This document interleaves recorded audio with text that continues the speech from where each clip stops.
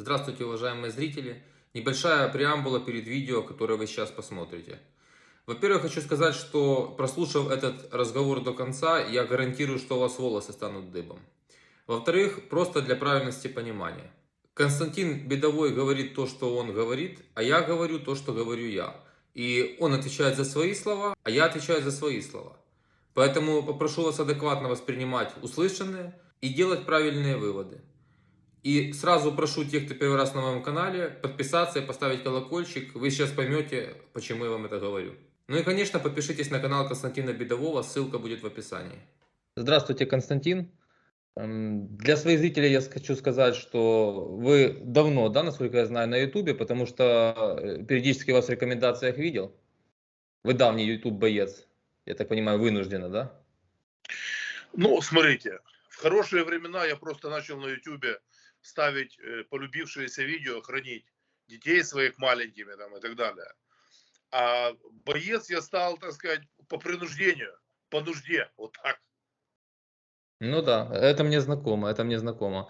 Скажите, а вот сейчас вы находитесь не в Украине. Можете назвать причину своего для людей, причину отъезда и ваши задачи, которые вот вы сейчас для себя в публичном пространстве решаете? Ну, смотрите, у нас очень длительный конфликт с тем, что называется команда киевского мэра. На самом деле это организованная преступная группировка Порошенко, Петра Порошенко, Виталия Кличко и Артура Палатного. Во времена Порошенко эта бригада делила Киев пополам, потом 70-30, это длинная история. Со стороны Порошенко в доле были еще Кононенко и Луценко, а со стороны того, что называется Кличко-Палатный, естественно, Левочкин. Ну и как бы подразумевается Фирташ, но почему подразумевается? Потому что его потихоньку, насколько я понимаю, съели. Угу. И конфликт этот, ну как сказать, мировоззренческий, конфликт этот вокруг человеческой порядочности. Я был в партии «Удар» 5 лет. Я ее финансировал в Киево-Святошинском районе Киевской области, был главой партии, был главой депутатской фракции. Чтобы вы понимали, что такое Киево-Святошинский район по бюджету, это практически Кировоградская область.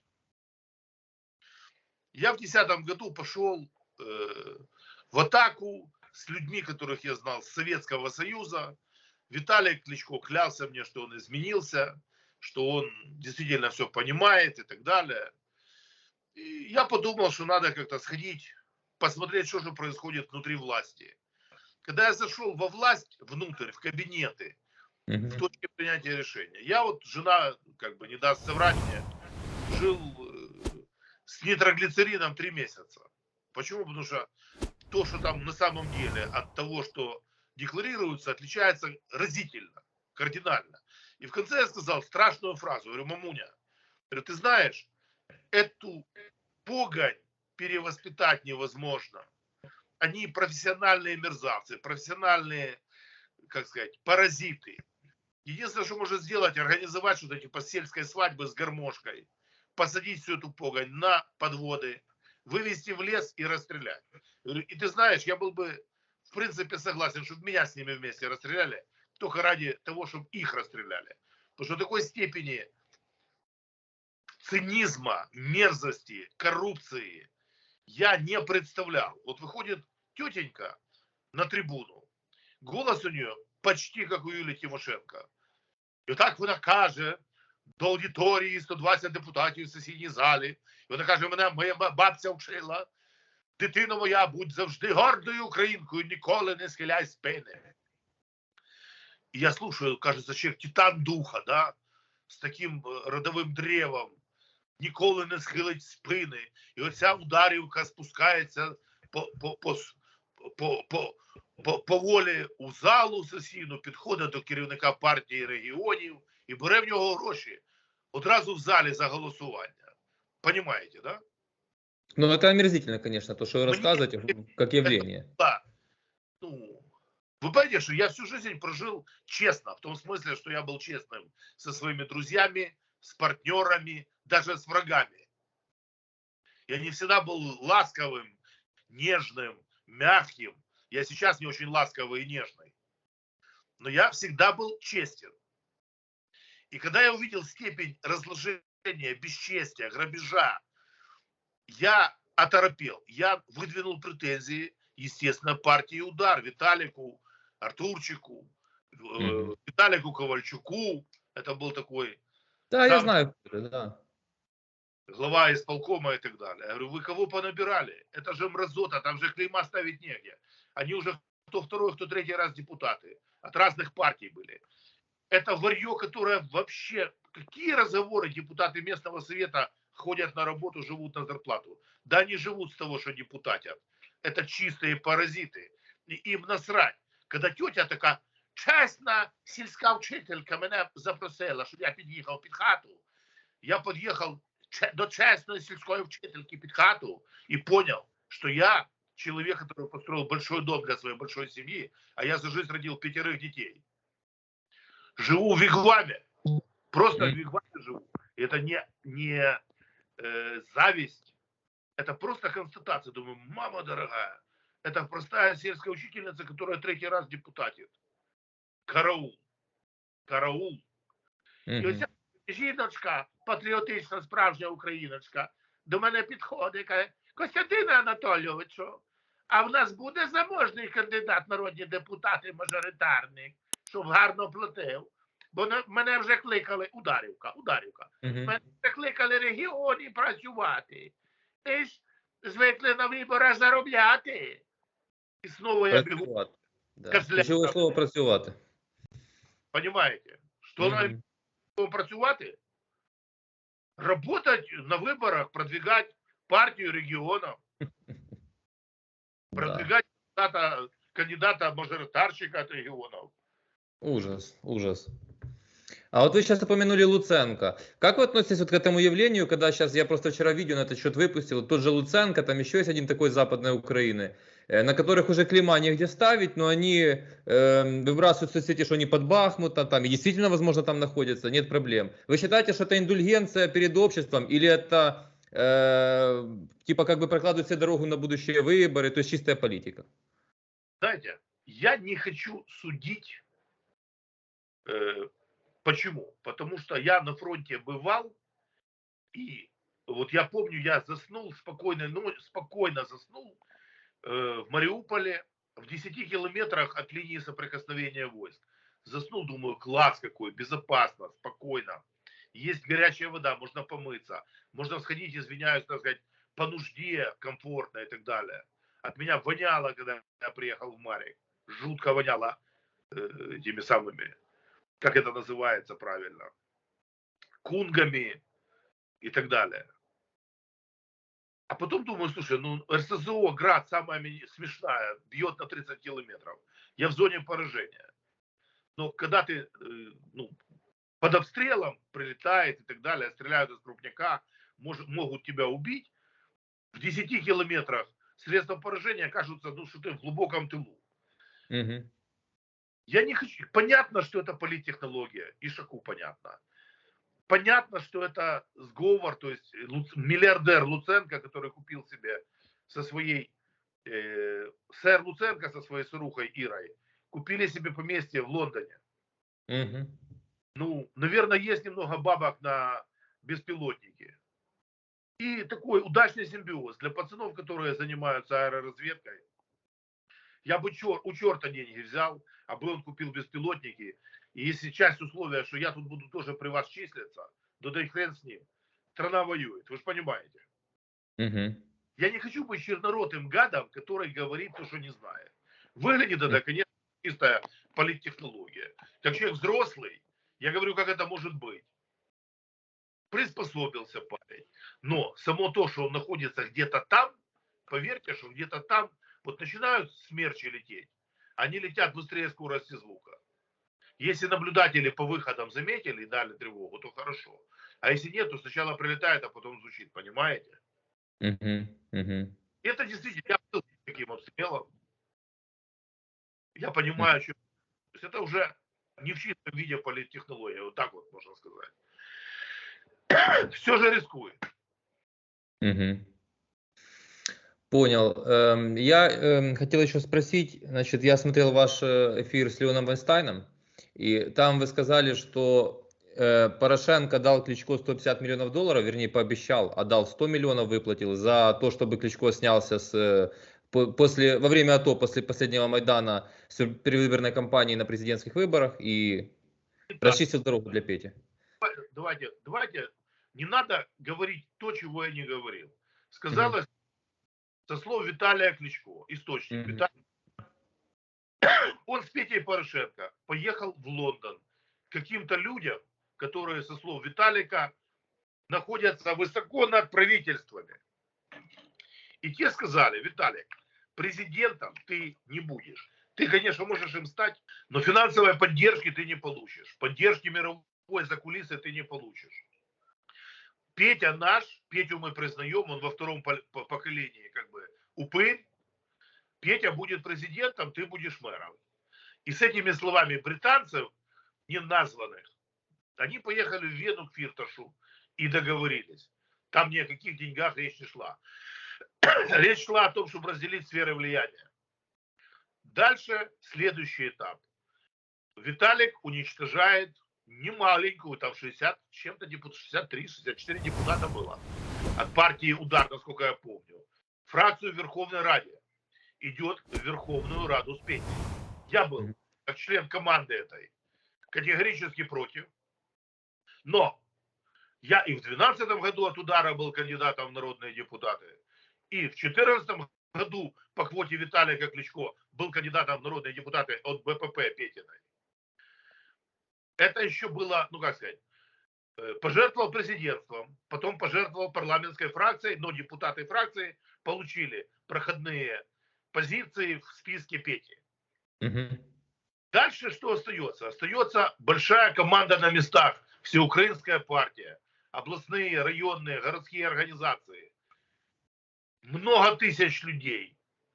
Под 400 депутатов было, 386 или 389 депутатов местных советов. Люди 5 лет несли партию на себе. Люди прошли Майдан. Мне, как партийному руководителю, выставлялась норма. 20 человек с 9 утра до 9 вечера подвергают свою жизнь опасности по партийной разнарядке на Майдане. А потом следующие 20 человек с 9 вечера до 9 утра в ночь выходят. Это члены политической команды, это люди, которые идут за страну, идут за идею и идут в том числе за свое политическое будущее, за реализацию в рамках партии. Вы же это понимаете, надеюсь. Конечно. Так вот, когда пришло время идти на местные выборы, а это был 15-й год, 12 июля, на дне рождения Киры, дочери Артура Палатного, в ресторане «Чумацкий шлях» приехал Виталий Кличко и говорит, встречался с Игорем Кононенко. Тот сказал: всех убьет, посадит, всем смерть, или мы идем на выборы вместе с Петей и на местные туры. Про 150 миллионов он не сказал. По 150 миллионов сказал Палатный.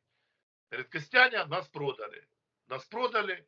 Виталик договорился с Петей за 150 миллионов. Мгм. Как только я это услышал, я 13 числа, это было воскресенье, июля 2015 года, написал 2 заявления о досрочном сложении из себя полномочий депутата от партии «Удар» и о выходе из этой партии. Ко мне кинулись партийцы, говорят: Константин Анатольевич, ты 5 лет финансировал, ты пер, ты шел на войну, у тебя спалили ресторан, тебя преследовала власть Януковича со страшной силой. И что теперь? Кому ты оставляешь наследство? Я говорю: ребята, я вам не могу объяснить ничего, потому что это будет некорректно, непорядочно застольный разговор вынести на общество. Вы все увидите осенью, когда не пойдете на выборы. Вот тогда вы поймете, почему я ухожу. Я вам в глаза смотреть не могу, я вас вел на смерть, на увечье, на 15 лет с конфискацией и так далее, как команду «Удара». Вот и все. Поймите, что я больше не имею права злоупотреблять вашим временем и доверием. Поэтому я ухожу. А вы поймете осенью. И вот до осени партийцы думали, что они идут на выборы. А потом они думали, что они попадут на выборы в Петиной команде, пройдут местные советы. Ударовцев выбили практически всех. Ну, можно сказать, всех, за кого персонально не попросил в Киевской области Артур Палатный. На мой демарш он сказал следующее. Костяня сошел с ума. Ему была готова теплая ванна в Киевраде. Вместо того, чтобы идти в Киевраду спокойно там наслаждаться жизнью, зарабатывать миллионы долларов, он хлопнул дверью. Лживая мразь Артурчик, выродок, не понимает, что вести людей на смерть, на казнь, на срок длительный тюремный, с конфискацией, а потом по ним пробежаться в свое светлое завтра и плюнуть им на голову, люди так не могут. Я начал за людей ругаться с ними. С первого дня после Майдана, когда люди стали, нахрен извиняюсь, никому не нужны. Перед людьми лебезили, людей в попу целовали. Пока надо было, чтобы люди перли. Когда все, Майдан перемиг, идите домой. Вы нахер никому не нужны. На всю команду удара, на всю команду Майдана, на всех майдановцев положили с прибором эта банда. И я в 2014 году, сразу после Майдана, орал под кабинетом Виталия Кличко в Киевсовете, в мэрии. Говорю, вас выжечь напалмом надо, мрази, свели гнездо. Конфликт нарастал. Они обманули Майдан, они обманули собственную партию. Вот в этом суть. А дальше они стали охотиться за моей жизнью, пытались меня убить, ослепить, нанимали киллеров. Петя давал команду СБУ уничтожить меня и так далее. Дальше начались тяжелейшие годы жизни. 2 февраля сего года было 5 лет тяжелейших преследований. Я рассчитывал, что они прекратятся при Зеленском, а не тут-то было. Зеленский не сделал ничего. Один из генералов СБУ Зеленского, когда в смертельной опасности были моя мама, старушка, внук, дочка, вся семья, когда во время войны эти мрази публиковали фальшивые какие-то говнянки о том, что я сепаратист и так далее, когда людей убивали пачками, начали перед войной и во время войны писали и писали, писали и писали. Вот это типа того, что я видел там, что вы с Киевой как-то связаны, да, вот эта вся чепуха, которая в интернете гуляет, наподобие имею в виду. Знаете, как связан? Я его видел 1 час, 1 раз в жизни, сразу после избрания, давал ему людей, которые готовы давать показания на еще одного мошенника из команды удара, Александра Мадлицкого, дура красномордый. Мошенник, негодяй, на котором клейма негде ставить, на котором уголовных дел, как у меня, волос на голове. И из этого часа в публичном месте в ресторане напротив МВД 45 минут он рассказывал, как они с ним, знакомы, эта команда с Киевой с 2010 года, об их совместной деятельности, преступной деятельности, коррупции совместной, о том, как они его в конце концов ограбили, за десятки тысяч долларов посадили в тюрьму, отняли имущество и так далее. Они с Киевой связаны были годами знакомства, совместных деяний. Я человека видел, час, 45 минут он рассказывал горькую историю своих взаимоотношений с Кличко, с Палатным, с Красномордым. Вот такая связь. Какая может быть связь? Извините. Нет, да я передаю то, что я читал в интернете. Там понятно, что это есть какая-то, там же по тексту это видно. Ерунду, ничем не обоснованную. Это часть, как сказать, оправдания убийства. Вот вы видели, Поворознюк такой и Масайчук сидели и хихикали. О да, о да. Это вот такого рода история. Это что-то убил, это убил. А ты пропал.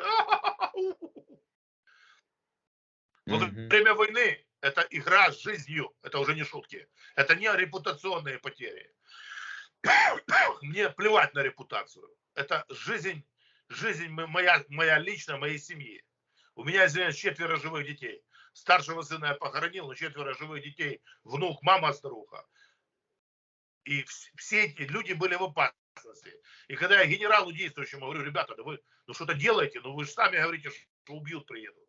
И уже приходила группа убивать.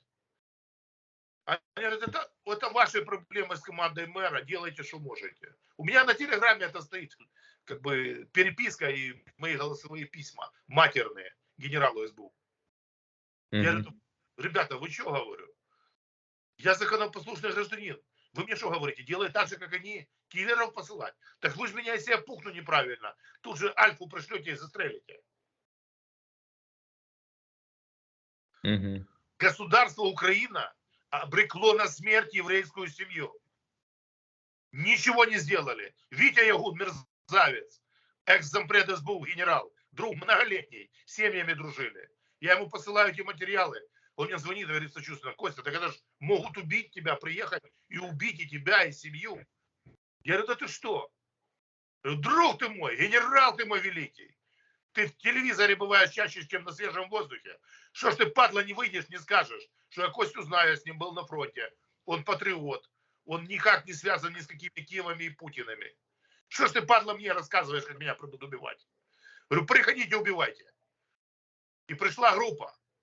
И потому что мы были вооружены вчетвером, один из них, это сын моего друга, 15-летний мальчик, взял оружие сначала русских встречать, а потом их группу подонков, которые ползли кустами от нас. Мгм. Вот так жизнь устроена в Украине сегодня. Что абсолютно без вины. Не то, что там что-то было. Ничего не было никогда. Без вины виноватый. И тебя как бы идут убивать. Пока можно в них стрелять. А когда Моню, который назывался 20 раз боевым крылом Артура Палатного, поставили на батальон 11 марта, это уже в них стрелять нельзя. Они могут прийти тебя убить абсолютно спокойно, невзирая ни на что. 12-го я был вынужден со своей семьей покинуть Украину. Вынужден, меня выдавили из родной страны, где я мог бы быть полезен. Ну, ситуация там мне знакома. Скажите, а мы можем с вами вот так вот констатировать для людей, потому что я не планировал для себя выходить в публичное пространство, я чуть менее года в этом деле, и я просто поражаюсь. Я понимал, что у нас не особо умная там большая часть населения, но я поражаюсь, насколько люди вообще не понимают элементарных вещей. Вот мы можем констатировать, что Украина это мафиозное государство, к сожалению, по сей день. Клановое сословное государство с преимущественно тупым безмозглым населением. Когда читаешь сагу про Костю Калошу, думаешь: ну давай проверим. Давай проверим. Открываешь источники, сайт ЦВК, там, не знаю, даешь запрос в пенсионный фонд. Где работал этот Костя Калоша?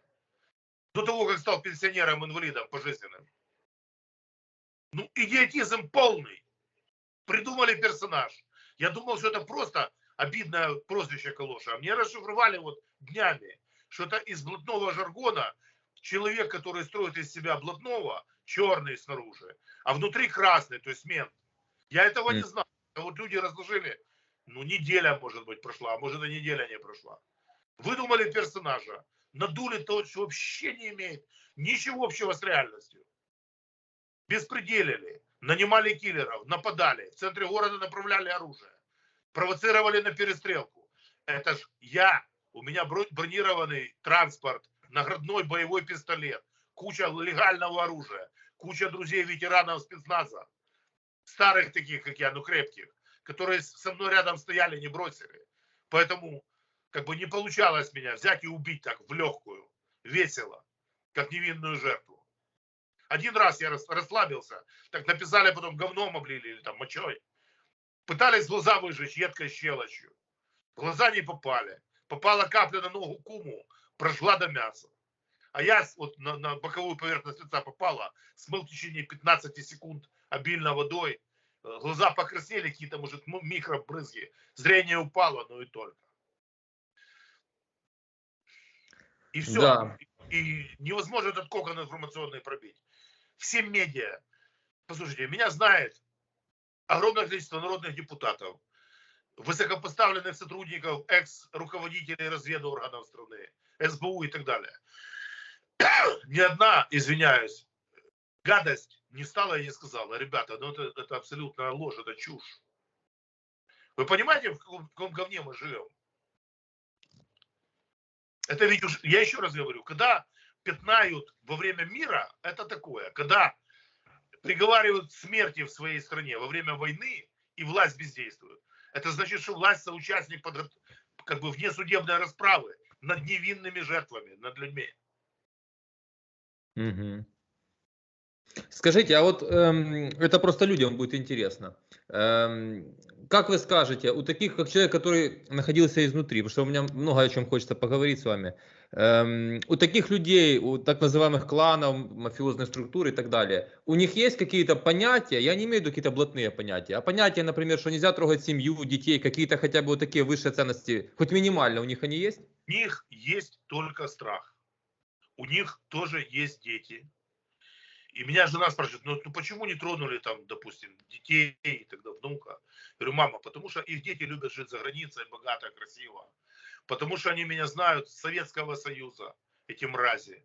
Потому что они понимают хорошо, что нельзя трогать детей, это как раз блатные понятия. Нельзя семьи детей трогать. Но они с удовольствием трогают, если понимают, что это абсолютно безопасно для их детей.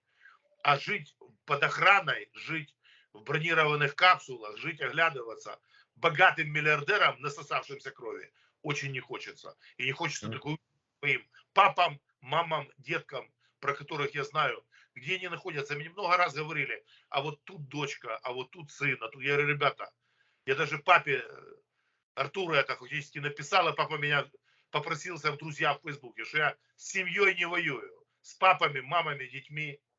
Они у меня на глазах выросли, эти дети. И папу этого я помню молодым, и маму. А Артурчик пришел ко мне на работу устраиваться. На работу. 17-летним мальчиком. Мгм. Мгм. Да. А И еще работа вопрос. у меня его до сих пор.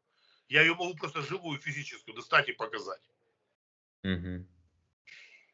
Да, это, конечно, сумасшедшая история. В отделе Скажите, он у меня работал. ага.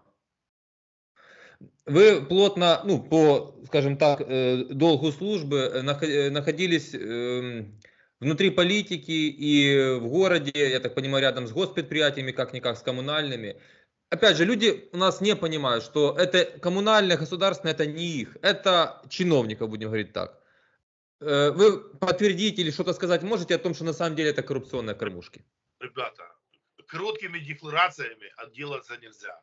Наверное, надо сделать какой-то образовательный курс о том, как это работает. Каждое коммунальное предприятие, каждое госпредприятие – это кормушка. И ну, как бы народ Украины имеет с этого дела, я вам скажу что, долги. Долги и убытки.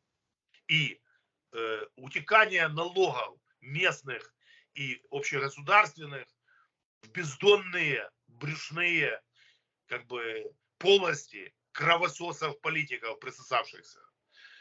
Коммунальное хозяйство – это вообще отдельная история. Ну, я в этом, ребята, немного понимаю, потому что я был внутри. До похода внутрь я не представлял о том, вообще не имел представления, что там на самом деле творится.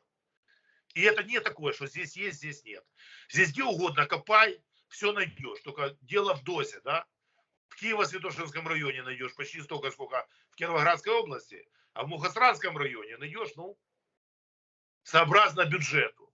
Мгм. Все. Я хотел, чтобы вы это сказали для людей, потому что вот люди наивные до сих пор, уже ракеты над головой, ничему жизнь не учат. Вот мне за это просто болит. Я потому и мы общаемся, потому что это важно. Еще раз говорю, тут надо проводить ликбез, надо людям показывать, как это работает.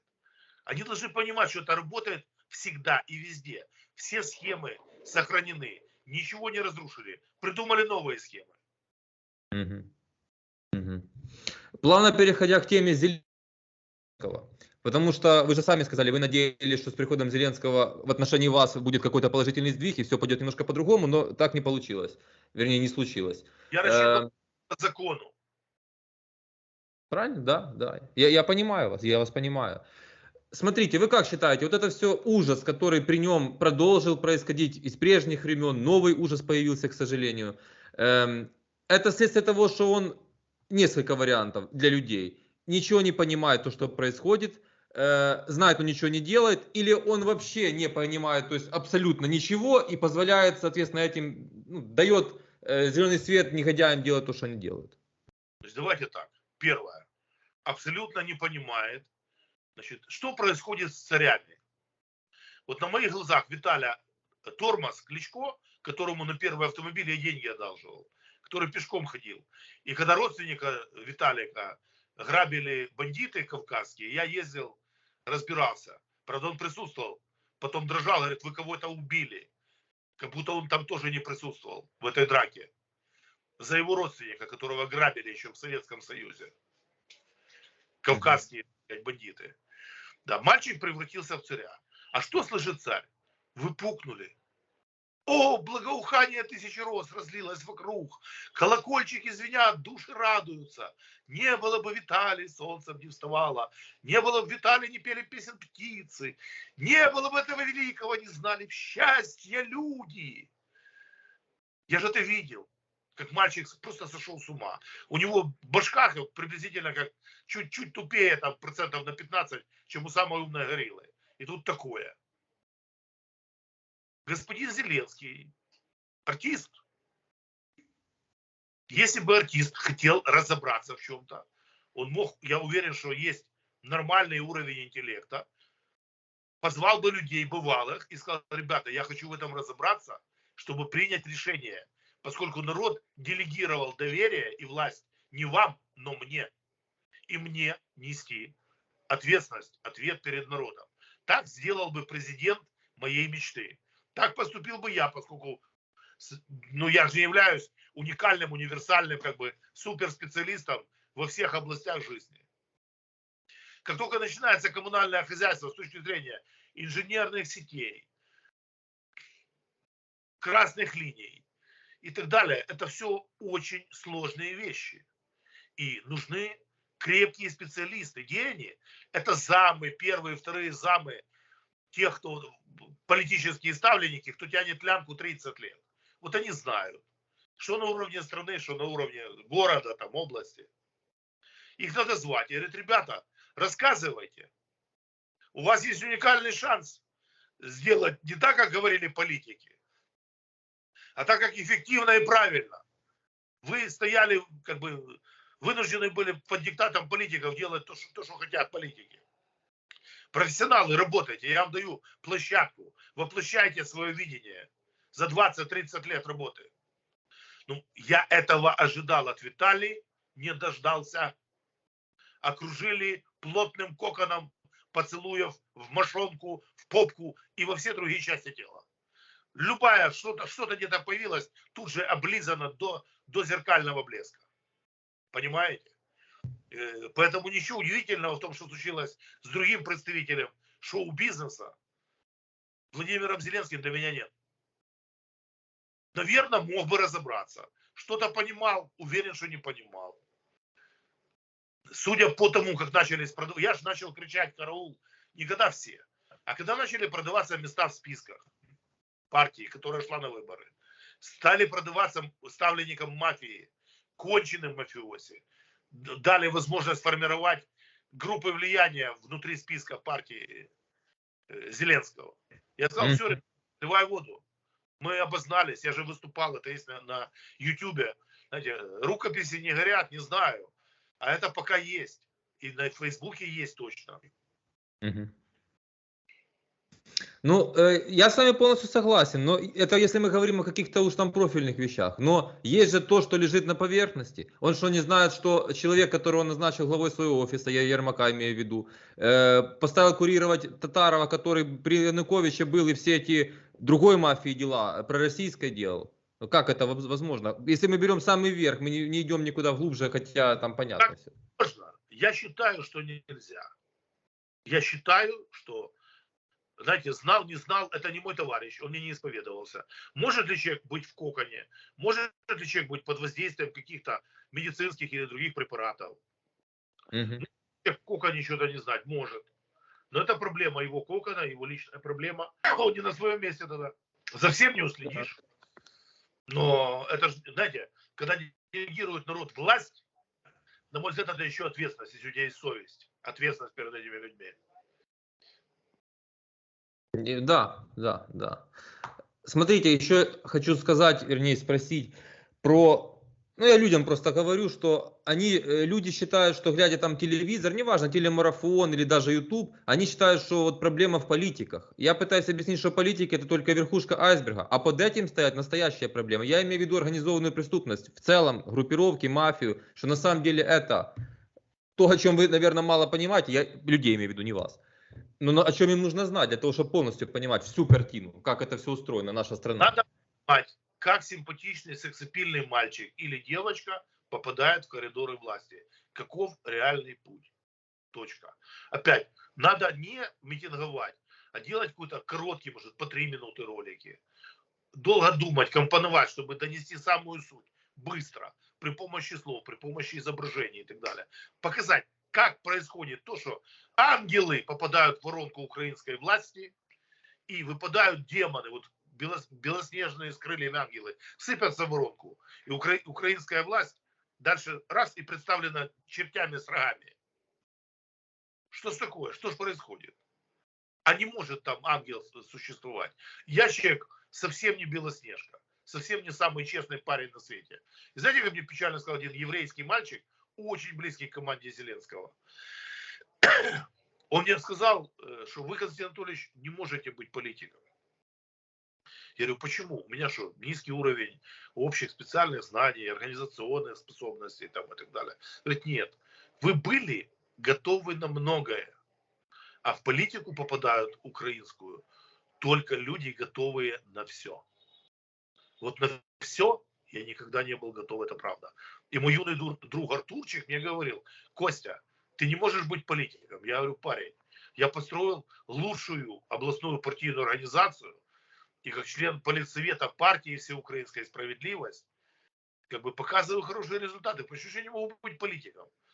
Потому что политик – это человек, который утром прощается с женой и детьми, садится в машину, в свой Мерседес, одевает свой Бриони, приезжает на работу, подходит к бассейну полному говна, раздевается догола, прыгает туда, и в бассейне там совокупляется, грызет, бьет, любит других политиков, дерется за говно, отбирает говно, съедает говно, срет говно. Вот. Вывалившись в этой дурно пахнущей куче утром, не утром, вечером, вылазит, моется, потом одевает свой Бриони, парфюм и едет с хорошей телкой в кабак. Я так не могу, правда не могу. Признаю, я не гожусь. А люди, которые туда попадают, либо продают место, ну вот избирается там какая-нибудь певичка или певец, и быстренько уходит, отдает место следующему по списку, продает за бабки. Зависит от того, сколько еще каденции. Угу. Потому что человеком там быть невозможно. Готовность на все. Я не случайно просто вас об этом спросил. Когда-то, лет 10 назад, вышло сенсационное интервью, которое я посмотрел до того, мне там дали сигнал, до того, как это запустили в украинский интернет, в YouTube и так далее. Это интервью Лени Ройтмана. Вы знаете эту всю историю. Про Константиновских, про Суркисов, про все вот это вот кашу криминальную. Что вы сказали, я не услышал. Я даже с Леней познакомился впоследствии. Вот так вот. И я считаю, ваш вот разговор с Леоном Вайнстайном, это где-то рядом с тем интервью. Но я уверен, что с вами ни один журналист не контактировал, правда, после того разговора с Вайнстайном? С Украины журналист, для того, чтобы вы широко тему открыли. Я журналистам Украины говорю, ребята, я вам преступный путь группировки Кличко вот с Советского Союза покажу конкретные преступления. Я уверен, что должны быть архивы, поднять можно архивные материалы. Если вы хотите уничтожить, вывести на чистую воду этих мразей, я с удовольствием дам показания в суде под присягой. От меня как от чумы бегут верхние эшелоны власти, СБУшники поверху, прокуроры, журналисты как от чумы. Вы что? И вот как, глядя на это все, мы можем на что-то тогда, получается, рассчитывать. Если общественность такая, ну, поговорили, там монтаж, та за бабки наговорил. Петя привозит этот Томас. Мы же с вами знаем, кто этот Томас на самом деле привез из Днепропетровска.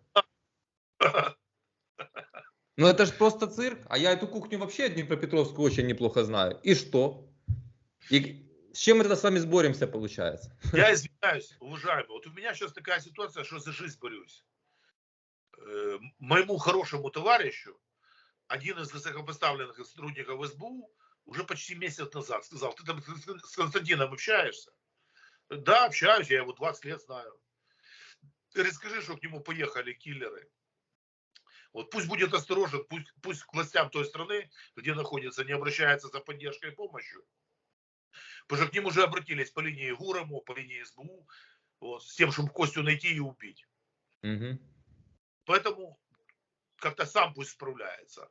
И я посправлялся, и с той страны переехал в другую страну. Сейчас я в Израиле, здесь я тоже уязвим, доставаем, как бы и так далее, нет никаких иллюзий. Это немного сложнее, дороже, проблемнее, и все. Угу. И так я живу. 8 лет было 2 февраля, понимаете. И вот сейчас мне говорить о людской пользе, люди же обо мне не подумали. Люди же обо мне не думали. Люди не думают о том, как мне жить, как жить моей семье и так далее. Я сейчас думаю, конечно, о своей стране. Везде, где могу, делаю все для Украины. Хотя Украина меня системно, и народ, и власть продали много раз, и предали. И никто не поднял голос в защиту. Никто не сказал, что это чудовищная ложь. Из тех, кто могли бы это сделать. Ко мне друзья многолетние, с 16 лет, боялись приехать в баню, боялись мне позвонить по телефону. Из-за этих преследований. Сегодня я в плотнейшем контакте с британским правительством на тему антикоррупционной деятельности и так далее. И процесс идет, он развивается. Но, как мы знаем по казни Дениса Киреева, обеспечить безопасность британцы не могут. И американцы тоже. Угу. А вот вы для себя внутренне как ощущаете? Может, конечно, вопрос глупый. Вы верите в то, что вы сможете вернуться в Украину и жить так, как вы хотите? Я верю Когда-нибудь?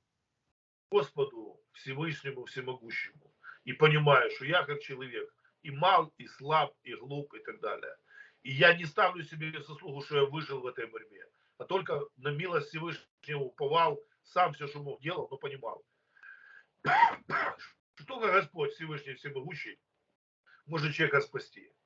И верю я Господу. И будет Господу угодно, то вернусь. А нет, то придется тяжелую, горькую старость на чужбине встречать. Аминь. Угу. Да. Что вы можете сказать про нового главу СБУ Малюка? Если хотите, конечно. Это воспитанник банды Порошенко, Кличко, Палатного. Они его вели с молодого офицера. Они его прятали от люстрации в Житомирской области. Он пришел с янтарной темой к Ермаку, присягнул. Палатному против Ермака и Татарова он не помогает. Кличко и Палатному. В остальных вопросах Кличко и Палатному он активно помогает. Там, где это не касается распоряжения Ермака. Что я о нем могу сказать? Это их человек, который сумел найти аргументы в виде янтарной темы и прийти в лагерь как бы победителей, прийти к Ермаку после увольнения и вернуться в строй. Незаурядный человек. Да.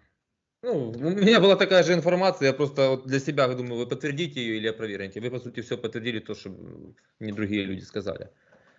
Да. Ну и какой вы видите вообще выход из этого всего, из своей личной ситуации, и для страны? Если мы отбрасываем какие-то фантастические варианты, но у вас же все равно в голове какое-то представление есть, как это может случиться нормально. Я сегодня член антикоррупционного комитета Британской Украины. Это партнерская организация государственного британского офиса British Office for Ukraine. Такой же есть for Poland. Я надеюсь на англосаксов. На кого мне еще надеяться? Кроме как на Господа Бога. На тех людей, которые понимают, что этой всей псиной рванине давать возможность украсть средства на восстановление послевоенной страны нельзя. Я себе не ищу политики, я не готов к политике. и не буду политиком больше. Никогда.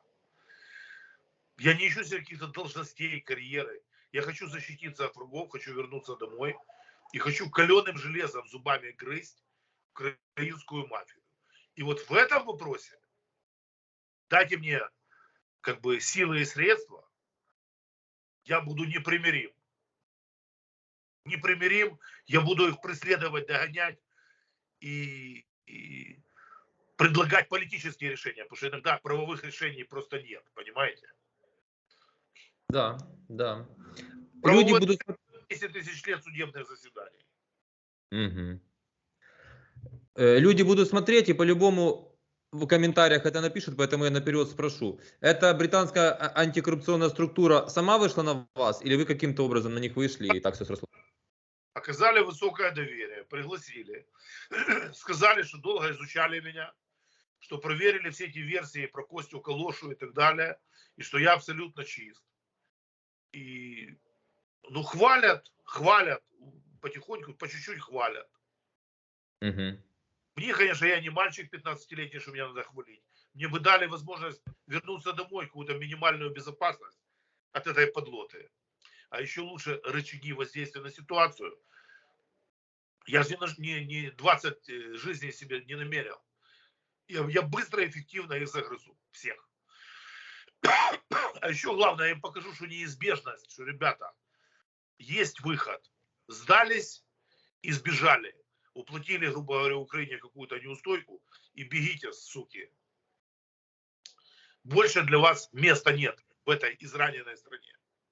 Потому что их всех, ну это, ну, понимаете, надо несколько сот тысяч следователей, экспертов, судей, понимаете?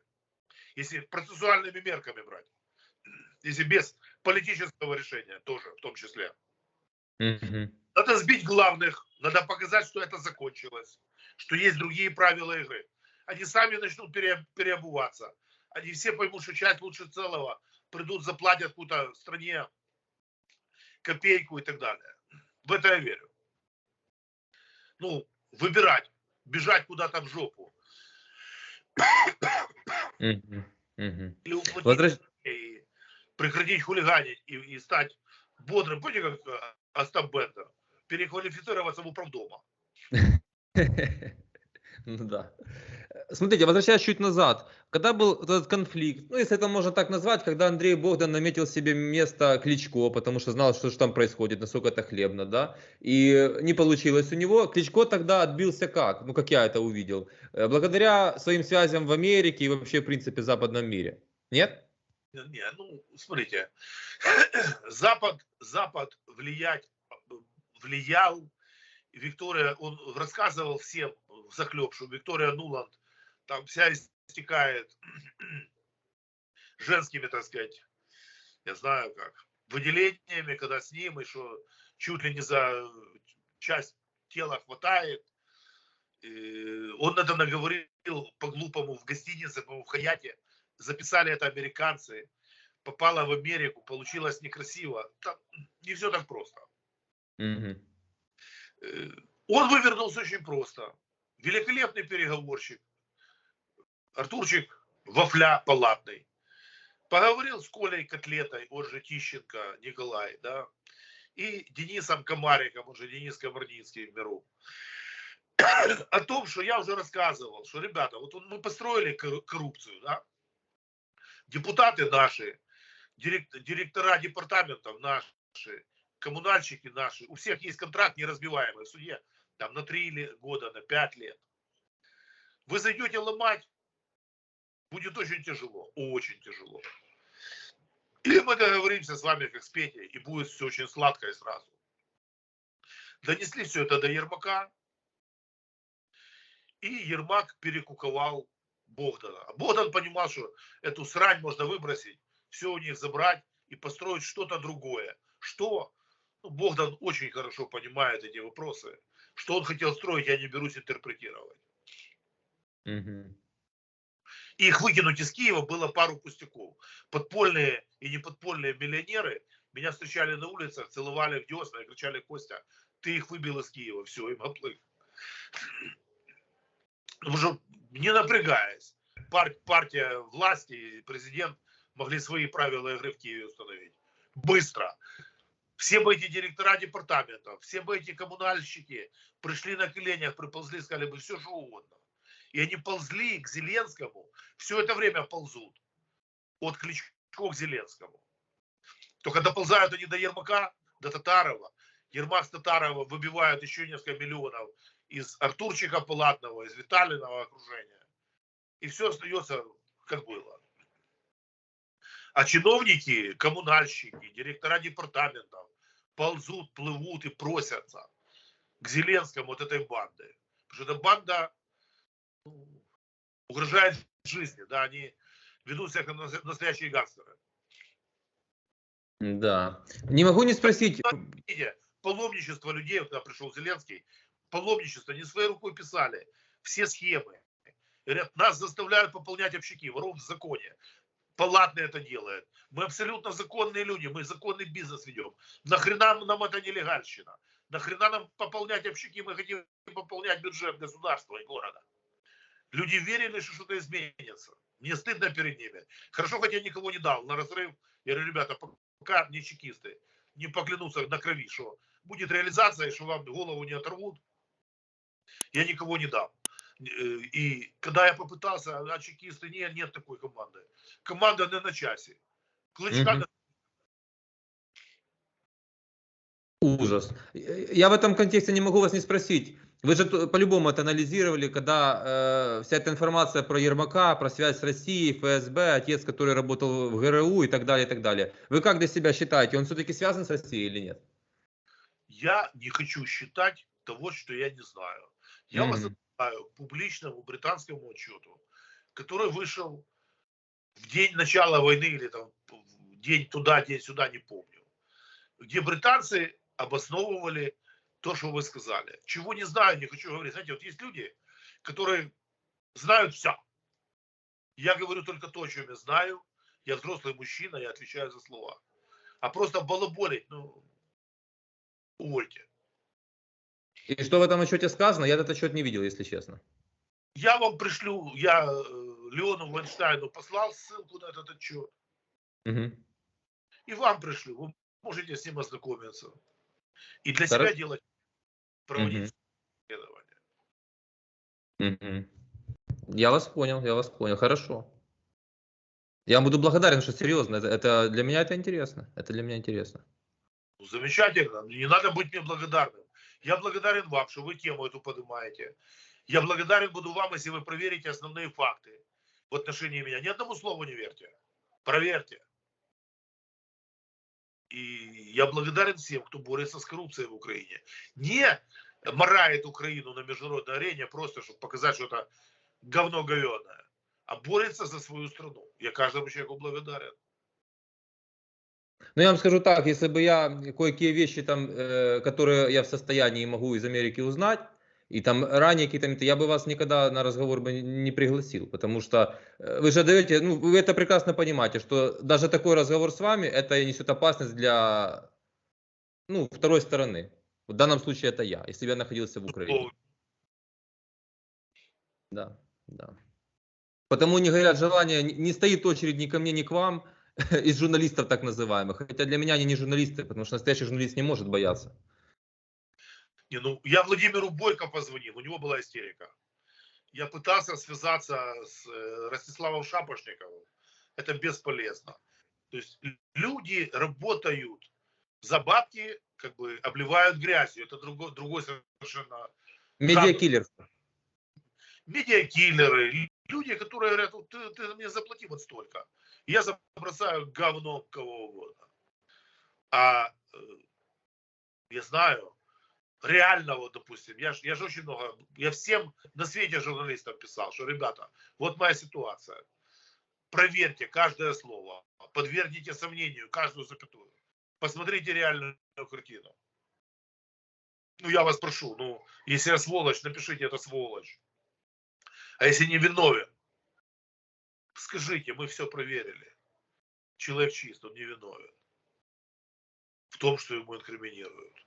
Это не Белоснежка, это не святой, спустившийся с горы. Это человек, который жил в то время, как бы и в таких условиях и так далее. И никогда этого не скрывал. И всегда честно, слово в слово рассказывал все, что было со мной в жизни, и какие у меня как бы контакты были и с криминалитетом самым высоким и так далее. По-другому не мог человек выжить в конце 80-х, в начале 90-х. Мгм. Скажите, а вот вы упоминали и уже в нашем разговоре, и у Леона о том, что вы там с Наливайченко имели важные разговоры тоже насчет этого всего, да? Ранее. Я с Валентином Наливайченко прошел определенный путь, как люди, которые были вдвоем знакомы и были в проекте «Удар». Потом «Удар» предал меня, предал его.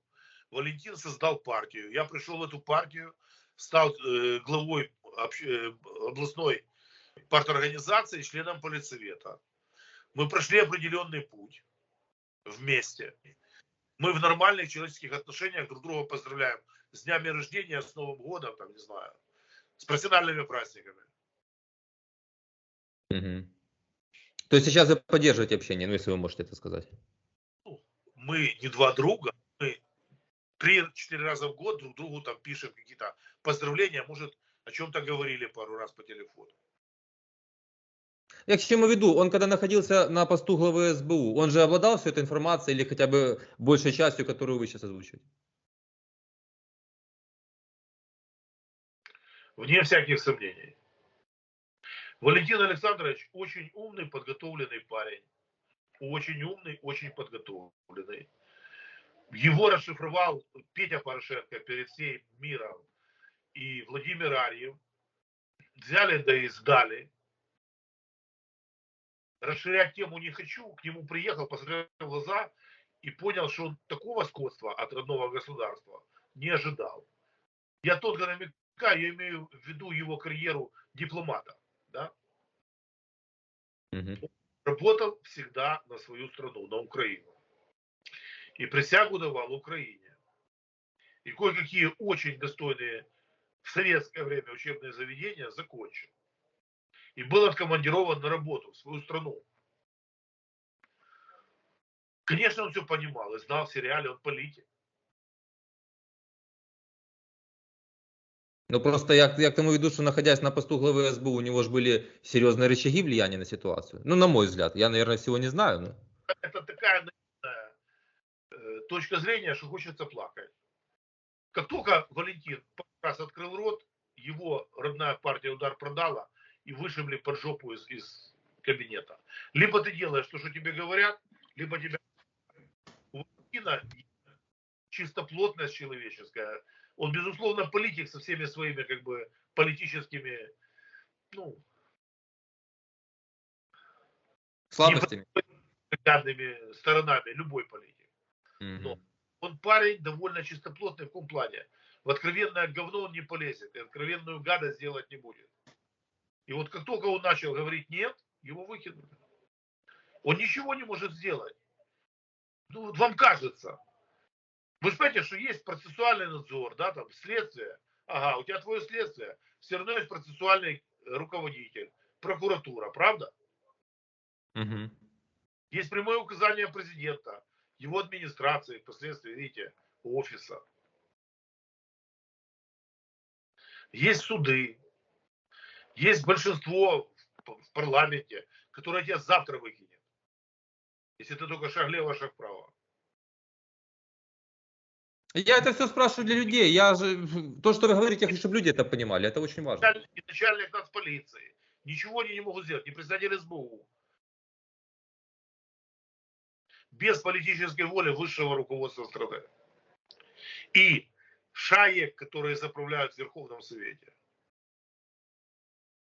Если бы Зеленский или любой другой на его месте завтра захотел вдруг все то, что вы сказали, и то, что я говорю, реализовать, вот его конкретное желание, политическая воля, он в состоянии мог, ну, у него есть инструменты для того, чтобы это сделать? Поздно. У него были все инструменты, чтобы это сделать. Все. Страна дала ему беспрецедентную поддержку, доверие, абсолютное большинство. Голосуй, меняй Конституцию. Восстанавливай страну. И все ушло в свисток. Он вообще ничего не сделал. Я ему благодарен за диджитализацию. Мгм. Разве что. И Да. всё. И это очень больно. Потому что все говорили, не можем мы это сделать, потому что нет вотума доверия. И вот когда мафиозные кланы завели своих людей, депутатов, откровенно мафиозные кланы, Миша, этот самый, как он, мама дорогая, глава комитета парламентского по здравоохранению, А Радуцкий? Радуцкий Миша, да. Я же его знаю как бы в личной жизни. Он всегда гордо говорил, я человек Кличко, но я человек на самом деле Сергея Левочкина. Это кошмар. Ну, послушайте, ну, Миша умнейший парень, очень способный. Но это в чистом виде, как сказать, работник мафии. Я Мишу ценю как специалиста, организатора. Его бы таланты, да, в мирных целях, да, и в хорошее время. Но когда Мишу, с которым я в прекрасных отношениях, считаю его талантливым человеком, умным, разумным и так далее, но абсолютно мафиозным, взяли в команду, я охренел. Там, ну как сказать, не хочу останавливаться на личностях, погрязнем. Мгм. Мафия сформировала партию, мафия сформировала, так сказать, управление, мафия сформировала группы в партии влияния. И мафия дальше и поехала, так сказать, юзать этих мальчиков, там, Разумкова, Зеленского, я знаю. Да. Причем Разумкова сознательно, Разумкова абсолютно циничный, такой малыш. То есть он плоть от плоти, кровь от крови украинской мафии. И для него это норма, абсолютный комфорт. Это хорошо, что вы это сказали, потому что людям то же самое говорю. А у нас же общество зализанный, красивый, опрятный мальчик в красивом свитере, и больше ничего не надо, к сожалению. Ну, я ничего не могу сделать с обществом. Я не могу спасти нормально, без помощи Всевышнего, свою семью, свою жизнь. Вы говорите. Мгм. Мгм. Что мы можем с вами сделать? Люди, даже вот я что-то говорю, потом люди пишут мне спасибо, что ты сказал. И пишут совсем не то, что я сказал.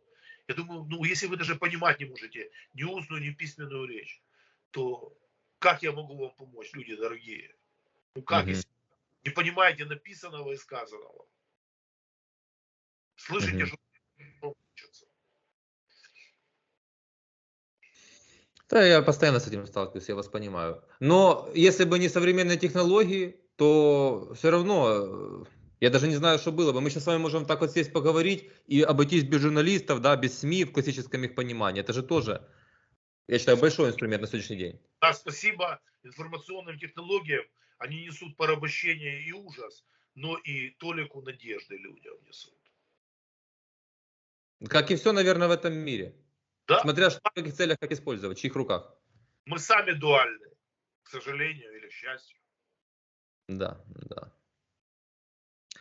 Константин, спасибо вам большое. Если у вас будет желание, я бы с удовольствием повторил. Продолжил, вернее, продолжил. Да не вопрос, не вопрос. Вы же понимаете, что для меня это еще и определенная защита, потому что убивать активных медийных людей, ну, это более хлопотно, скажем так.